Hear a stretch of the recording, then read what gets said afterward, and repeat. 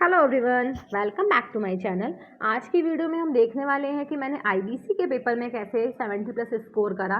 और मैंने last video में डाला था कि मैंने ईएसजी के पेपर में 60 प्लस स्कोर कैसे करा। तो आज हम देखते हैं कि मैंने आईबीसी में 70 प्लस स्कोर कैसे करा, मैंने कौन सी स्ट्रेटजीज का यूज़ करा था जिससे मैंने आईबीसी के पेपर में 70 प्लस स्कोर करा। चलिए डिस्कस करते हैं हम। तो आईबीसी में पूरे 3 चैप्टर्स हैं, उसमें जो मेन चैप्टर है ना वो सीआईआरपी है। तो सीआईआरपी हमें अच्छे से आना चाहिए, सीआईआरपी से क्वेश्चन आते हैं ज़्यादा।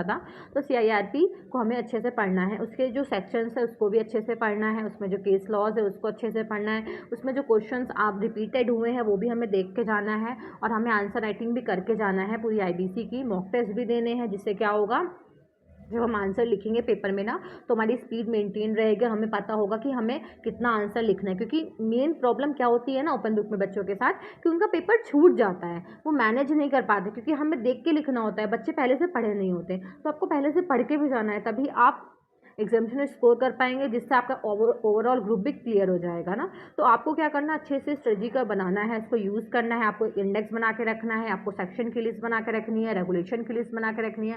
कोई भी अगर प्रैक्टिकल है, फॉर्मूला वगैरह, तो उसको भी आपको एक पेपर में नोट करके, जैसे पेपर में आपको टाइम नहीं लगे बुक को ओपन करने में, आपके पास सब कुछ अलग से शीट में हो, जिससे आप तुरंत तुरंत मैनेज कर पाएंगे, और बुक में आप तुरंत देख सकते हैं और आप लिख सकते हैं। एक नोट्स भी बना के रखिएगा, अपनी हैंड रिटन नोट, जिससे आप आंसर कॉपी करेंगे। क्योंकि अगर आप बुक से कॉपी करते हैं तो एग्जामिनर मार्क्स भी नहीं देता है, क्योंकि बुक का आंसर हो जाता है। तो आपको अपनी लैंग्वेज में आंसर्स को लिख के आना है। तो आपको एक नोट्स बना के रखनी है, केस स्टडी का भी एक केस लॉ की बुक भी बना के रखनी है। इससे क्या होगा, पेपर में केस लॉ के आंसर लिखना होता है ना, तो ज़्यादातर केस लॉ ही पूछता है एग्जामिनर, तो उसमें हम लिख पाएंगे, डायरेक्ट टू डायरेक्ट हमारा कांटेक्ट हो जाएगा केस लॉ से, तो हम जल्दी जल्दी आंसर लिख पाएंगे। मॉक टेस्ट हम फुल लिख के जाएंगे, 3 घंटे का टाइमर के साथ लिख कर जाएंगे, क्योंकि पेपर हमारा छूट जाता है। तो हमारा पेपर छूटे नहीं, वो हमें ध्यान रखना होगा कि हमारा पेपर छूटे नहीं, क्योंकि पेपर छूट जाता है तो जितना अब लिख के आओगे, 100 मार्क्स का पेपर 80 का लिख के आओगे तो 80 से मार्क्स हमें मिलेंगे। तो ट्राई करिए कि आप 100 मार्क्स का पेपर लिख के आएंगे।